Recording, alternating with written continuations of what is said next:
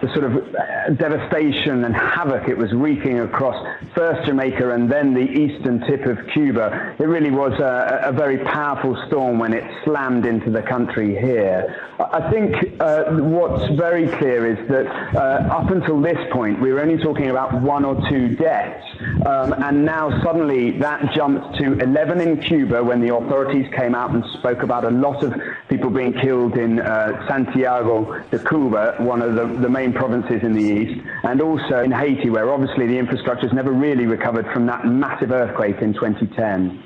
Did this catch the authorities out there, Will?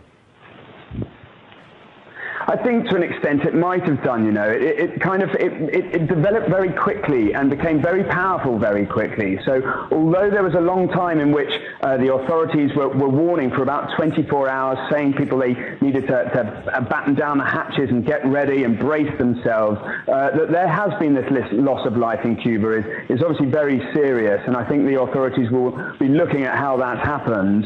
There was a case of a 4-year-old baby boy who was part of a group of 4 who were killed when their home collapsed, and things like that are obviously avoidable, and it is very, very tragic that, you know, these people in this rural part of the country were caught in these conditions. So yes, I think there will be an examination of exactly what the response was. That said, the government here were very quick to say they took all the precautions that were necessary, all the correct precautions. Does this mean, Will, that areas of Cuba in effect are no-go areas because the damage has been so severe?